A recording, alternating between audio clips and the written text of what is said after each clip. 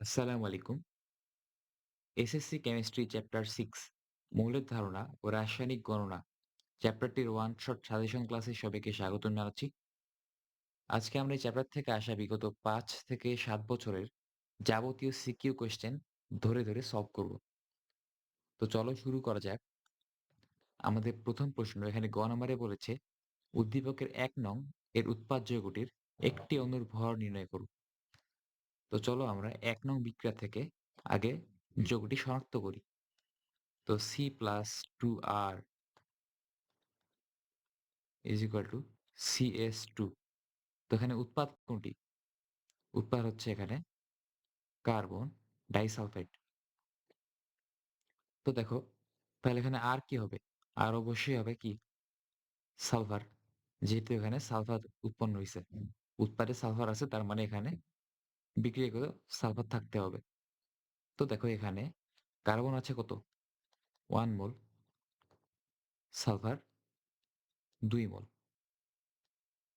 আর carbon disulphide এটা 1 মোল আছে। তো দেখো এখানে তুমি যদি কার্বন ডাইসালফাইড এর ভর নির্ণয় করো, আণবিক ভর নির্ণয় করো, তাহলে কত আসে? কার্বন ডাইসালফাইড এর ১ মোল সমান ১২ plus 32 into 2 is equal two 76 গ্রাম। আচ্ছা আমরা কি জানি? আমরা জানি ১ মোল সমান কতটি অণু? ১ মোল সমান লেখা যায় হচ্ছে তোমার 6.023 ইনটু 10 টু দি পাওয়ার 23 টি অণু। তাহলে এখান থেকে কি লেখা যায় না যে 6.023 ইনটু 10 টু দি পাওয়ার 23 টি অণুর ভর 76 গ্রাম। তাহলে এখন ঐকিক নিয়মে একটি অণুর ভর নির্ণয় করা অনেক ইজিলি বের করা যাবে না? তাহলে দেখো এখানে একটি অণুর ভর কত আসে? 76 divided by 6.023 into 10 to the power 23। তাহলে ক্যালকুলেশন করলে দেখবা আনসার আসে 1.26 ইনটু 10 টু দি পাওয়ার -22 গ্রাম। তো চলো পরের ম্যাথে যাই। পরের ম্যাথে বলা হয়েছে কি পরিমাণ ক্যালসিয়াম হাইড্রোক্সাইড ব্যবহার করলে 250 গ্রাম এ উৎপন্ন হবে? তো আগে আমরা চলো এ কে শনাক্ত করি। তাহলে বিক্রিয়াটায় দেয়া আছে calcium hydroxide plus Cl2 chlorine উৎপন্ন হচ্ছে A প্লাস পানি।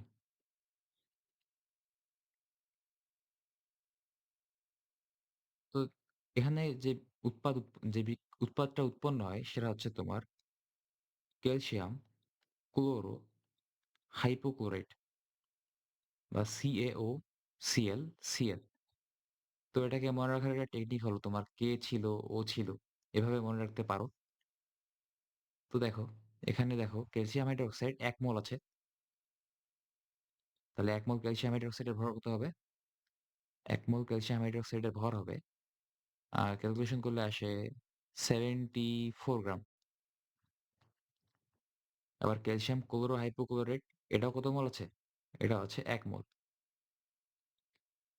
তাহলে এদের ইন্ডিভিজুয়াল ভর যোগ করলে আনসার আসে আমার 127 গ্রাম। তাহলে এখন ভর নির্ণয় করা হয়ে গিয়েছে। তো এখন শুধু ঐকিক নিয়ম এপ্লাই করেই আরকি ২৫০ গ্রাম এ উৎপন্ন করতে কি পরিমাণে ক্যালসিয়াম হাইড্রোক্সাইড লাগবে সেটা ক্যালকুলেশন করা যাবে। তো দেখো এখানে লেখা যায় ১২৭ গ্রাম ক্যালসিয়াম ক্লোরো হাইপোক্লোরাইট উৎপন্ন করতে তোমার ক্যালসিয়াম হাইড্রোক্সাইড লাগে 74 গ্রাম। তাহলে ১ গ্রাম করতে কত লাগবে? ঐকিক নিয়ম জাস্ট 74 ডিভাইডেড বাই 127 গ্রাম। তাহলে ২৫০ গ্রাম এ উৎপন্ন করতে লাগবে তোমার কত? 74 ইনটু 250 ডিভাইডেড বাই 127। তাহলে ক্যালকুলেশন করলে আনসার কত আসে? ক্যালকুলেশন করলে আনসার আসে 145.67 গ্রাম। তো বুঝতে পারছো? আমাদের পরবর্তী ম্যাথ, এখানে বলা হয়েছে নাইট্রোজেনের সাথে 3 অণু হাইড্রোজেন বিক্রিয়া করে 2A উৎপন্ন করে, যা গ্যাসীয় অবস্থায় আছে। তো চলো বিক্রিয়াটা আমরা কমপ্লিট করি। তাহলে লেখা যায় কি এখানে? Nitrogen plus 3 hydrogen. তাহলে বিক্রিয়া করলে এটা তো একদম কমন একটা বিক্রিয়া। তো আমাদের জানা উচিত যে এখানে উৎপাদ কি উৎপন্ন হবে? উৎপাদ হবে অ্যামোনিয়া। সমতা করলে এখানে 2 দিতে হয়। তো কোয়েশ্চেনে বলা হয়েছে 40 গ্রাম নাইট্রোজেন প্রয়োজনীয় পরিমাণ হাইড্রোজেনের সাথে বিক্রিয়া করে 47 গ্রাম এ উৎপন্ন হয়। উৎপাদের শতকরা পরিমাণ নির্ণয় করুন। তাহলে এখানে উৎপাদের শতকরা পরিমাণ নির্ণয় করতে বলছে। তো চলো আমরা আগে এখান থেকে দেখি। নাইট্রোজেন আছে 1 মোল, তাই না? তো 1 মোলের ভর কত? দেখো, নাইট্রোজেন 14 ইনটু 2 সমান 28 গ্রাম। কার সাথে কম্পেয়ার করতে হবে? হাইড্রোজেনের সাথে। না, কম্পেয়ার করতে হবে অ্যামোনিয়ার সাথে। তো অ্যামোনিয়া আছে কত মোল? 2 মোল। তাহলে 2 মোলের আণবিক ভর কত হচ্ছে এখানে? 17 ইনটু 2 ইজ ইকুয়াল টু 34 গ্রাম। তাহলে এখানে লেখা যায় আমাদের গ্যাসের পরিমাণটার সাথে তুলনা করতে হবে। তো এখানে আমরা লিখতে পারি 28 গ্রাম N2 থেকে উৎপন্ন হয় 34 গ্রাম অফ অ্যামোনিয়া। তাহলে 1 গ্রাম থেকে উৎপন্ন হয় কত? 34 ডিভাইডেড বাই 28। তাহলে 40 গ্রাম হাইড্রোজেন থেকে কি পরিমাণে উৎপন্ন হবে? 34 ইনটু 40 বাই 28। তাহলে আমার আনসার কত আসে? ক্যালকুলেশন করলে আনসার আসে 48.57 গ্রাম। তো থিওরিটিক্যালি এটা আসার কথা। কিন্তু দেখো, এখানে উৎপন্ন হইছে কত? উৎপন্ন হইছে 47 গ্রাম। তাহলে উৎপাদের শতকরা পরিমাণ কত হবে? উৎপাদের শতকরা পরিমাণ সমান অ্যাকচুয়ালি যা উৎপন্ন হয় এবং থিওরিটিক্যালি যা উৎপন্ন হওয়ার কথা তার অনুপাত। তাহলে অ্যাকচুয়ালি কতটুকু উৎপন্ন হয় এখানে দেখো, 47 গ্রাম। আর আসলে থিওরিটিক্যালি কি পরিমাণে হওয়ার কথা? 48.57। যেহেতু শতকরা বলছে 100% গুণ করে দিলাম।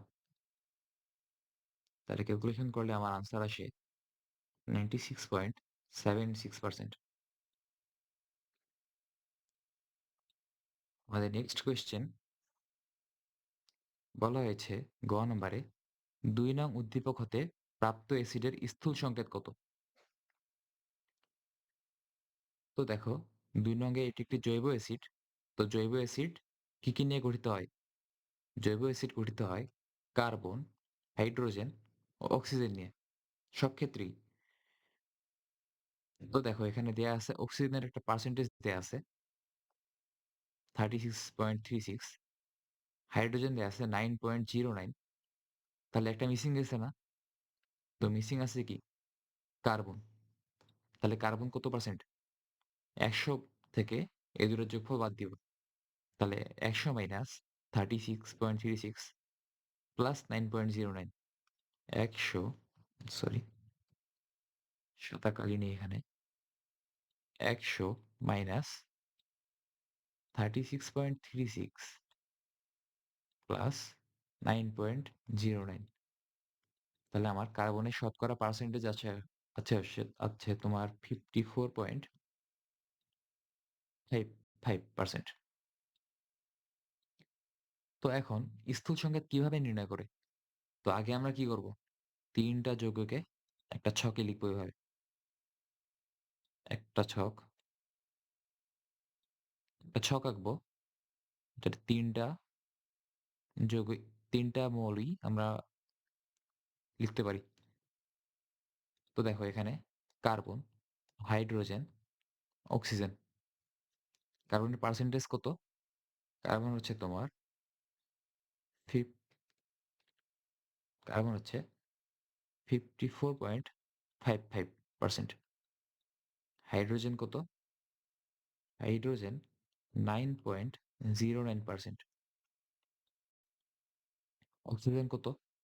অক্সিজেন 36.36%। তো এখন আমরা কি করব? এখন প্রত্যেকটার পার্সেন্টেজকে, প্রত্যেকটার শতকরা সংযুক্তিকে তার আণবিক ভর দিয়ে ভাগ দিব। তাহলে কার্বনের আণবিক ভর কত? ১২, হাইড্রোজেনের ১ আর অক্সিজেনের কত? অক্সিজেনের আণবিক ভর হচ্ছে ১৬। তাহলে কত আসে? কার্বনের ভাগ করলে ভাগফল আসে 4.55, হাইড্রোজেনের জন্য আসে 9.09 আর অক্সিজেনের জন্য আসে 2.27। তো এখন এই ভাগফল ৩ টার মধ্যে সবচেয়ে যে ছোট ভাগফলটা আছে, সবচেয়ে ছোটটা কত এখানে? 2.27। এই 2.27 দিয়ে এটার অ্যান্সারকে ভাগ দিব। 2.27, 2.27 থেকে 2.27 দিয়ে ভাগ দিব আবার। তাহলে আমাদের আনসার কত আসে এখানে? তো আনসার আসে এখানে তোমার 2, এখানে আসে 4 আর এখানে আসে 1। তাহলে আমরা কি? আমরা এই স্থূল সংকেতটা পেয়ে যাবো এখান থেকে। স্থূল সংকেত কিভাবে লিখবো জানো? ১ম এ ৩ টা সাইডে লিখবো একদম সাজিয়ে। ৩ টা পাশাপাশি লিখবো এভাবে সাজিয়ে। আর ফাইনাল যে অ্যান্সারটা আছে এখানে, C এর সাথে আছে 2, H এর সাথে 4 আর অক্সিজেনের সাথে 1। তো C2H4O এটা হচ্ছে আমাদের নির্ণেয় স্থূল সংকেত। পরবর্তী ম্যাথে ক্ষয়ে বলা হয়েছে উদ্দীপকের ১ নং হতে 57.5 গ্রাম যৌগিক গ্যাস পেতে কি পরিমাণে বিক্রিয়ক প্রয়োজন? আচ্ছা, তো চলো আমরা ১ নংকে আগে এনালাইসিস করি। ১ নং এ বলা হয়েছে কঠিন কঠিন ক্যালসিয়াম নাইট্রেটকে উত্তপ্ত করা হলো। তো কঠিন ক্যালসিয়াম নাইট্রেট কোনটা? তো এইটা CaNO32 এটা হচ্ছে আমাদের ক্যালসিয়াম নাইট্রেট। তো এটাকে যদি আমরা উত্তপ্ত করি বা তাপ দেই তাহলে এটা ভেঙে ক্যালসিয়াম অক্সাইড, ২ টা ক্যালসিয়াম অক্সাইড, ৪ অণু নাইট্রোজেন ডাইঅক্সাইড প্লাস ১ অণু অক্সিজেন উৎপন্ন হবে। এইটা হচ্ছে আমাদের যৌগিক গ্যাস। ঠিক আছে? তো কোয়েশ্চেনে বলা হয়েছে এত গ্রাম যৌগিক গ্যাস পেতে কি পরিমাণে বিক্রিয়ক প্রয়োজন? তো আমাদের এই ২ টার রিলেশন লাগবে। হুম? তো এটা আছে কত? 1 মোল। এর আণবিক ভর কত আসে? সরি এটা হবে 2 মোল। সমতা করলে এখানে ক্যালসিয়াম ২ টা আছে না? তাহলে এখানে ২ আসবে। তো এখানে আসবে হচ্ছে ২ মোল। ২ মোল সমান এর আণবিক ভর কত হবে? 2 ইনটু ১ মোলের আণবিক ভর কত? ক্যালসিয়ামের ভর হচ্ছে ৪০ প্লাস নাইট্রোজেন কত? ১৪ প্লাস ১৬ ইনটু ৩ ইনটু ২। কত আসে ক্যালকুলেশন করলে 328 গ্রাম। এটা আছে কত? ৪ মোল। তাহলে এর আণবিক ভর হিসাব করলে ক্যালকুলেটরে কত আসে? 4 ইনটু নাইট্রোজেন কত? ১৪ প্লাস অক্সিজেন ১৬ ইনটু ২। এটা ক্যালকুলেশন করলে কত পাই আমরা? ১৬ দুগুণ ৩২ plus ১৪ 46 into 4 is equal to 184 গ্রাম। তো এখন জাস্ট ঐকিক নিয়মের মাধ্যমে ক্যালকুলেশন করলেই হয়ে যাবে। তো এত গ্রাম যৌগিক গ্যাস পেতে হবে আমাদের, তাই না? তো দেখো এখানে লেখা যায় ১৮৪ গ্রাম, এই ২ টা থেকে লেখা যায় ১৮৪ gram nitrogen dioxide is equivalent to 3 to 8 gram of কি? 3 to 8 gram of calcium nitrate.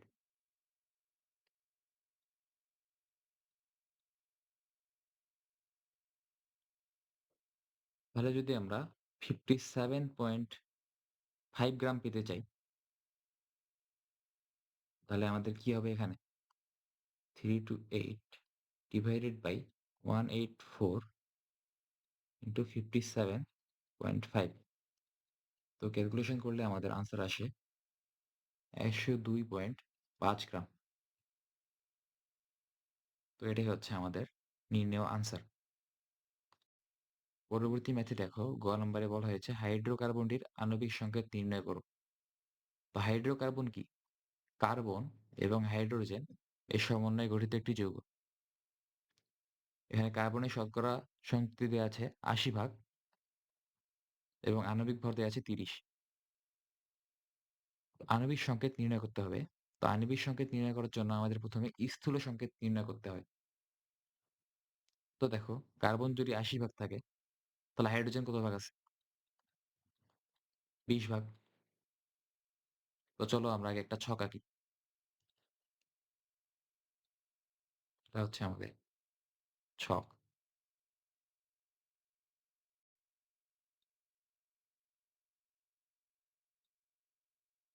তো এই ছকে কার্বন, কার্বন থাকবে এবং হাইড্রোজেন থাকবে। তো দেখো কার্বনের পার্সেন্টেজ কতটি আছে? 80 আর হাইড্রোজেন 20। তো প্রথমে কি করব আমরা? এর পার্সেন্টেজকে আমরা এদের আণবিক ভর দ্বারা ভাগ দিব। ১২, 1। তো আনসার কি আসে?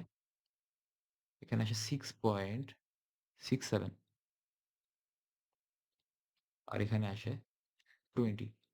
তো ভাগফলের মধ্যে সবচেয়ে ছোট যে ভাগফলটা আছে সেটা দিয়ে উভয়কে আবার ভাগ দিব।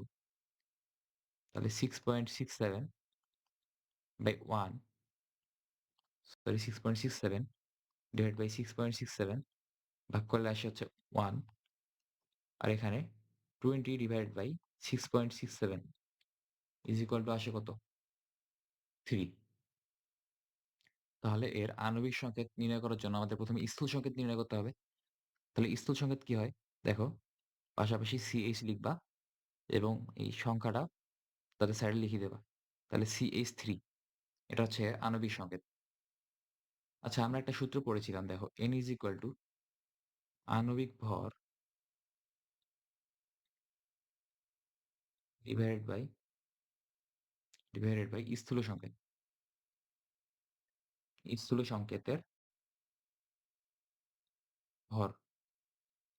তাহলে আণবিক ভর কত হয় এখানে? আণবিক ভর হচ্ছে তোমার দেয়া আছে 30 আর স্থূল সংকেতের ভর কত? স্থূল সংকেতের ভর ১৪ গুণা ১২ আর ৩ ১৫। তাহলে n ইকুয়াল টু 2। তাহলে আণবিক সংকেত কত হবে?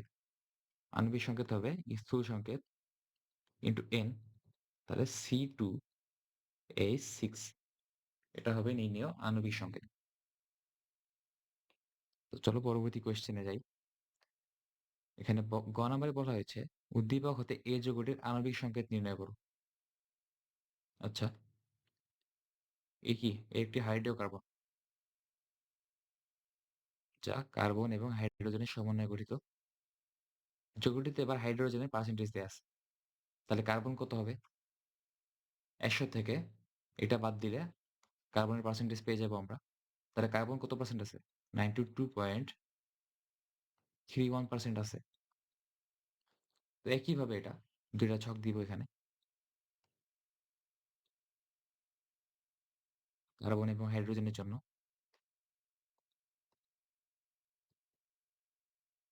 এখানে কার্বন, হাইড্রোজেন। তো কি করব আমরা? তাদের শতকরা সংযুতি লিখব এখানে 92.31 আর হাইড্রোজেন কত আছে?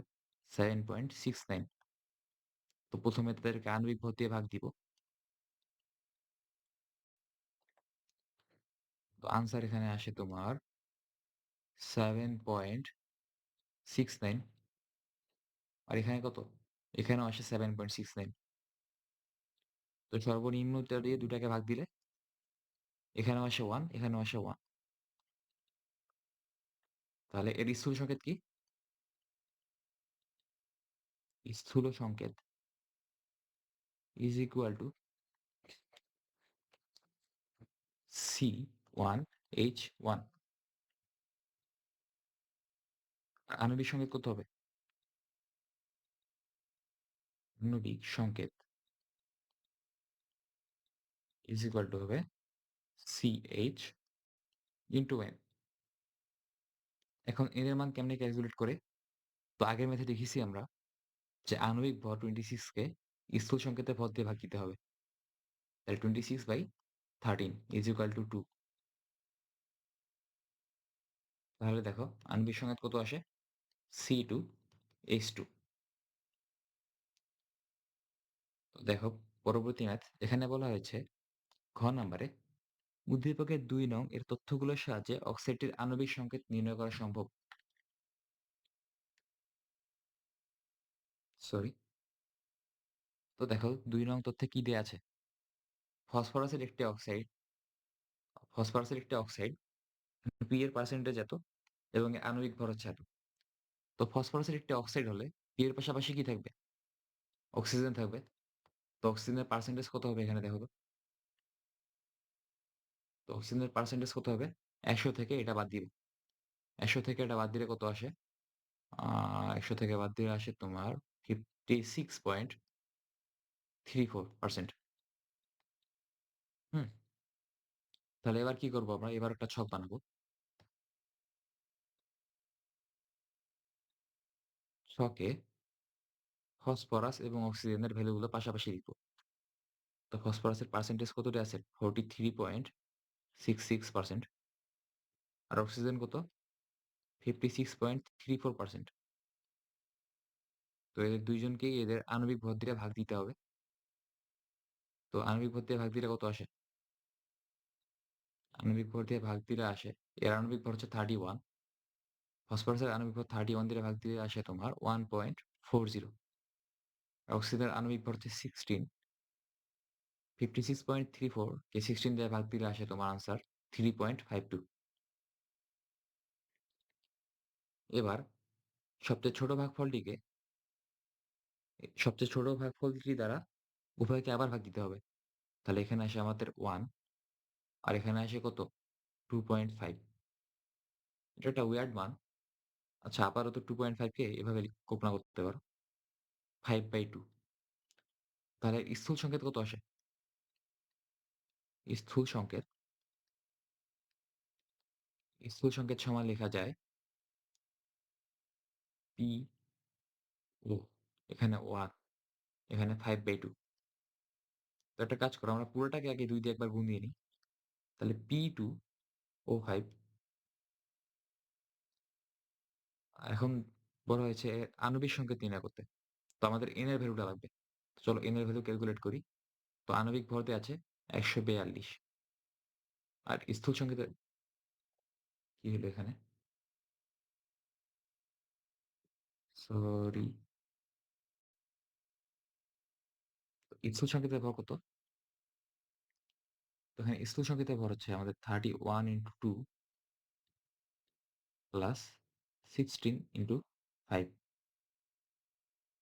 তাহলে আমাদের ১৪২ কে এটা দিয়ে ভাগ করলে আসে তোমার 1। তাহলে N এর মান কত? 1। তাহলে আণবিক সংকেত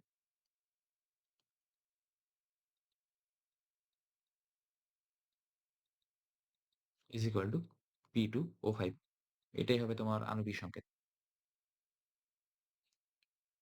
তো পরবর্তী প্রশ্নে বলা হয়েছে বিকার ২ টি দ্রবণটিকে একত্রিত করলে যে লবণ তৈরি হয় তার মৌলগুলোর শতকরা সংযুক্তি নির্ণয় করো। তো দেখো, দ্রবণ ১ এ আছে তোমার ম্যাগনেসিয়াম হাইড্রোক্সাইড আর দ্রবণ ২ এ আছে তোমার কি? Nitric acid. তাহলে দেখো বিক্রিয়াটা কি হয় এখানে? ম্যাগনেসিয়াম হাইড্রোক্সাইডকে নাইট্রিক অ্যাসিডের সাথে বিক্রিয়া করলে MgOH2 প্লাস HNO3 এর বিক্রিয়া করলে উৎপন্ন হয় ম্যাগনেসিয়াম নাইট্রেট প্লাস হাইড্রোজেন। ২ অণু পানি উৎপন্ন হয়। তো বলা হয়েছে যে লবণ তৈরি হয়, এই লবণটা তৈরি হইছে। তো এই লবণের মৌলগুলোর শতকরা সংযুক্তি নির্ণয় করতে বলছে। তো দেখো, চলো এটার আগে আমরা ভর ক্যালকুলেট করি। ম্যাগনেসিয়াম নাইট্রেট এর ভর কত হবে? এর ভর হিসাব করলে আসে তোমার ১৪৮।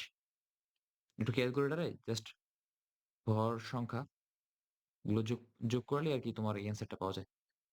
১৪৮ গ্রাম। তাহলে ম্যাগনেসিয়ামের শতকরা সংযুক্তি কিভাবে নির্ণয় করবা? ম্যাগনেসিয়ামের ভর ডিভাইডেড বাই পুরো এটার ভর, পুরো যৌগটার ভর 148 ইন্টু ১০০%। তাহলে ম্যাগনেসিয়ামের শতকরা সংযুক্তি আসে 16.21%। একইভাবে নাইট্রোজেনের জন্য আসে তোমার, নাইট্রোজেন কয়টা আছে? ২ টা। ২ ইন্টু ১৪। নাইট্রোজেনের ভর হচ্ছে ১৪ ডিভাইডেড বাই মোট ভর হচ্ছে কত? যৌগটার ভর ১৪৮ ইন্টু ১০০%। তো ক্যালকুলেশন করলে আনসার আসে 18.92%। এবার অক্সিজেনের ক্ষেত্রে, অক্সিজেন কয়টা আছে এখানে মোট? ৬ টা আছে। তাহলে 6 ইন্টু অক্সিজেনের ভর কত? অক্সিজেনের ভর হচ্ছে ১৬ ডিভাইডেড বাই টোটাল ভর কত? টোটাল ভর হচ্ছে ১৪৮ ইন্টু ১০০। তাহলে তোমার ক্যালকুলেশন করলে আনসার আসে 64.87%। তো এগুলো হচ্ছে মৌলগুলোর শতকরা সংযুক্তি। তো পরবর্তী প্রশ্নে বলা হয়েছে, বিকার দুটি দ্রবণকে একত্রিত করলে দ্রবণের প্রকৃতি কেমন হবে? আচ্ছা দেখো, এখানে বিকার এ ম্যাগনেসিয়াম হাইড্রোক্সাইড, এটা কি ক্ষার? আর বিকার বি নাইট্রিক অ্যাসিড, এটা হচ্ছে কি? এসিড। তো এসিড ও ক্ষার একত্রিত করলে হয় তারা এসিড হবে, হয় তাদের প্রকৃতি এসিড হবে, অথবা তাদের প্রকৃতি ক্ষার হবে, নতুবা তাদের প্রকৃতি হবে তোমার নিউট্রাল। তো কোনটা হবে? ২ টা বিক্রিয়া করার পর যেটা অবশিষ্ট থাকবে সেটারই উপর ডিপেন্ড করবে যে দ্রবণের প্রকৃতি কেমন হবে। তো চলো এই বিক্রিয়াটা আগে লিখি আমরা। Magnesium hydroxide plus nitric acid. তো বিক্রিয়াটা হচ্ছে তোমার ম্যাগনেসিয়াম নাইট্রেট প্লাস ২ অণু পানি।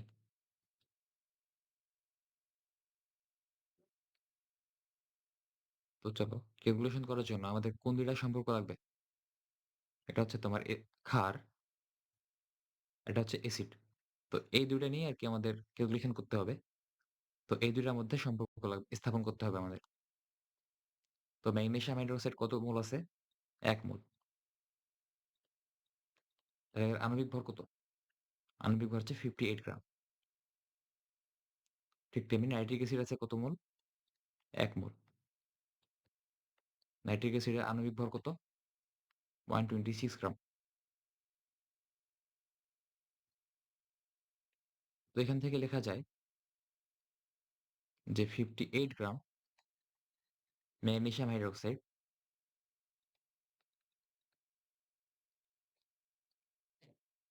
প্রশমিত করে, দেখো অ্যাসিড ক্ষার বিক্রিয়ায় কি হয়? প্রশমন হয় না?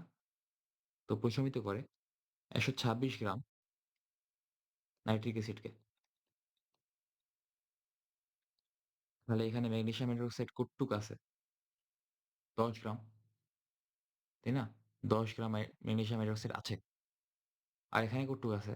চলো হিসাব করি। W = SmV/1000। তো S কত? S হচ্ছে তোমার 0.5। M কত?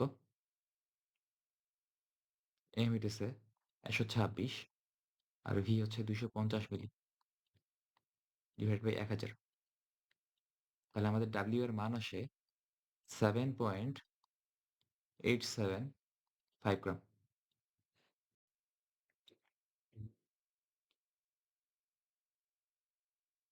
তাহলে দেখো 10 গ্রাম ম্যাগনেসিয়াম হাইড্রোক্সাইড কতটুকুকে প্রশমন করতে পারছে? 126 ঐকিক নিয়ম অনুযায়ী বাই 58 ইন্টু 10 ক্যালকুলেশন করলে আসে 27.72 গ্রাম। দেখো এই বিকার A তে ম্যাগনেসিয়াম হাইড্রোক্সাইডের 10 গ্রাম প্রশমিত করতে পারে সর্বোচ্চ 27.27 গ্রাম অফ নাইট্রিক অ্যাসিড। কিন্তু বিকার B তে মাত্র 7.875 গ্রাম নাইট্রিক অ্যাসিডই আছে। তাহলে কি এই বিকার B এর যেটা আছে নাইট্রিক অ্যাসিড এটা হবে কি লিমিটিং বিক্রিয়ক না? লিমিটিং বিক্রিয়ক। এক কথায় বিক্রিয়ক দ্বয়ের মধ্যে বিক্রিয়া করার সময় যে বিক্রিয়কটি আগে ফুরিয়ে যায় সেটা হচ্ছে তোমার লিমিটিং বিক্রিয়ক। বুঝতে পারছো? তাহলে এখানে আমাদের এই যে নাইট্রিক অ্যাসিড হবে কি লিমিটিং বিক্রিয়ক। তাহলে এটা ফুরিয়ে যাবে। আর যদি এটা ফুরিয়ে যায় তাহলে থাকতেছে কি? থাকতেছে শুধুমাত্র ম্যাগনেসিয়াম হাইড্রোক্সাইড। তাহলে ম্যাগনেসিয়াম হাইড্রোক্সাইড যেহেতু ক্ষার তাহলে দ্রবণের প্রকৃতি কেমন হবে? দ্রবণের প্রকৃতি হবে ক্ষারীয়। দ্রবণের প্রকৃতি হবে ক্ষারীয়। বুঝতে পারছো? পরবর্তী কোয়েশ্চেনে বলা হয়েছে উদ্দীপকের প্রথম মৌলের আপেক্ষিক পারমাণবিক ভর 35.5 হলে 50টি পরমাণুর ভর কত হবে? তো প্রথম মৌল কোনটি? প্রথম মৌল হচ্ছে X17 মানে ক্লোরিন। তো চলো ক্লোরিনকে এখন আমরা একটু বিশ্লেষণ করি। তো ক্লোরিনের এক মোলের ভর কত? আণবিক ভর 35.5 গ্রাম। তার মানে কি 6.023 ইন্টু 10⁻23 টি অণুর ভর কত? টি অণুর ভর হচ্ছে 35.5 গ্রাম। এতটি পরমাণুর ভর 35.5 গ্রাম। তাহলে একটি পরমাণুর ভর কত হবে? একটি পরমাণুর ভর হবে 35.5 6.023 ইন্টু 10⁻23। তাহলে 50টি পরমাণুর ভর কত হবে? 50 ইন্টু 35.5 divided by 6.023 into 10⁻23 দেখা যায় 2 পয়েন্ট ক্যালকুলেশন করলে আসে আমাদের অ্যান্সার 2.94 into 10⁻21 গ্রাম। পরবর্তী কোয়েশ্চেনে বলা হয়েছে উদ্দীপকের বিক্রিয়কটি শতকরা সংযুক্তি নির্ণয় করো। তো এখানে বিক্রিয়ক হচ্ছে কি 2KClO3। তো দেখো KClO3 এর ভর কত সেটা আগে হিসাব করি আমরা। বিক্রিয়কটা হলো KClO3। তো এর ভর হিসাব করি চলো। এর ভর K কত? 39 প্লাস 35.5 প্লাস 16 ইন্টু 3। তাহলে ক্যালকুলেশন করলে কত আসে? 39 plus 35.5 plus 16 into 3 is equal two 122.5। তাহলে এখন আমরা চলো শতকরা সংযুক্তি নির্ণয় করি। শতকরা সংযুক্তি মানে প্রত্যেকটা পরমাণু কি পরিমাণে আছে একটা অণুর মধ্যে, একটা যৌগের মধ্যে মৌলগুলো কি পরিমাণে আছে। তো দেখো কে এর শতকরা সংযুক্তি কত হবে? তো কে এর পরমাণুর সংখ্যা একটা আছে 1 ইন্টু কে এর পারমাণবিক ভর। কে এর পারমাণবিক ভর কত? 39 ডিভাইডেড বাই টোটাল যৌগটার পারমাণবিক ভর, আণবিক ভরের কথায়। তো ১২২.৫ ইন্টু ১০০ ইজ ইকুয়াল টু দেখা যায় কত? ক্যালকুলেশন করলে আমাদের আনসার আসে 31.83%। এখন ক্লোরিন এর শতকরা সংযুক্তি কত হচ্ছে তাহলে? ক্লোরিন কয়টা আছে? একটা। তো 1 ইন্টু 35.5 ডিভাইডেড বাই ১২২.৫ ইন্টু ১০০। এখানে লেখা যায় আমাদের 28.98%। অক্সিজেনের ক্ষেত্রে দেখো, অক্সিজেন কয়টা আছে এখানে? অক্সিজেন আছে ৩ টা। তো 3 into 16 into 100 divided by total ভর ইজ ইকুয়াল টু দেখা যায় কত? 39.18%। তো এই ৩ টা যোগ করে দেখবা যে ১০০% আসতেছে। তো এটাই হচ্ছে এর শতকরা সংযুক্তি।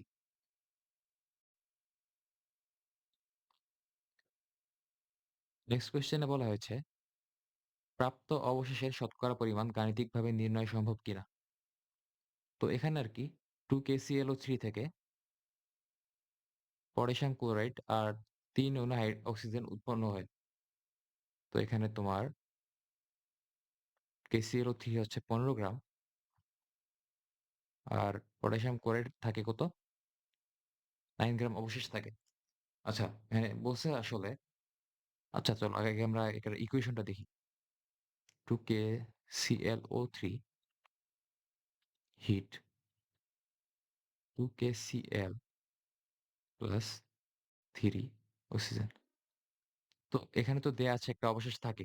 তো আগে আমরা দেখি থিওরিটিক্যাল ভ্যালু কত আসে। তো KClO3 কত আছে? ২ মোল। ২ মোল সমান কত? আণবিক ভর কত আসে এর? ২ মোলের আণবিক ভর আসে, হিসাব করে দেখো, 2 ইন্টু ১২২.৫ সমান লেখা যায় কত? ২৪৫ গ্রাম। আর পটাশিয়াম ক্লোরাইড এই দুটার মধ্যে সম্পর্ক এই ২ টার মধ্যে আর কি সম্পর্ক স্থাপন করতে হবে না আমাদের? KClO3 এবং KCl এর মধ্যে। তাহলে এই ২ টার আমরা কি করব? ভরগুলো, আণবিক ভরগুলো নির্ণয় করে ফেলব। ২ মোল আছে এটাও। তাহলে 2 ইন্টু কত হচ্ছে এখানে? KCl এর আণবিক ভর কত? 74.5 সমান লেখা যায় 149 গ্রাম। তো দেখো থিওরিটিক্যালি ২৪৫ গ্রাম থেকে ২৪৫ গ্রাম KClO3 থেকে পটাশিয়াম ক্লোরাইড পাওয়া যাবে কত? 149 গ্রাম। তাহলে কত? এখানে ১৫ গ্রাম আছে না? ১৫ গ্রাম থেকে কতটুকু পাওয়া যাবে? ১৫ গ্রাম থেকে পাওয়া যাবে এখানে 149 ডিভাইডেড বাই 245 ইন্টু ১৫ গ্রাম। তো থিওরিটিক্যাল ভ্যালু আসতেছে 9.12 গ্রাম। তো দেখো থিওরিটিক্যালি ১৫ গ্রাম থেকে 9.12 গ্রাম অবশেষ থাকার কথা। 9.12 গ্রাম পটাশিয়াম ক্লোরাইড অবশেষ থাকার কথা। কিন্তু এখানে আসলে আছে কত? আসলেই পাওয়া যাচ্ছে ৯ গ্রাম। তাহলে প্রাপ্ত অবশেষ শর্করা পরিমাণ কত হবে? অবশেষের শতকরা পরিমাণ। এই ম্যাথটা আমরা ১ম এই করেছি এরকম একটা ম্যাথ। শতকরা পরিমাণ অ্যাকচুয়ালি পাচ্ছি কত? ৯ গ্রাম। আর থিওরিটিক্যালি পাচ্ছি কত আমরা? 9.12 গ্রাম ইন্টু ১০০%। তাহলে আমাদের আনসার কত আসে? আনসার হচ্ছে তোমার 98.68 গ্রাম, 68%। তো এটা হচ্ছে আমাদের অবশেষে শতকরা পরিমাণ। তো আজকের ক্লাসটা এই পর্যন্তই। দেখা হবে ভবিষ্যতে অন্য কোনো ভিডিওতে। আল্লাহ হাফেজ।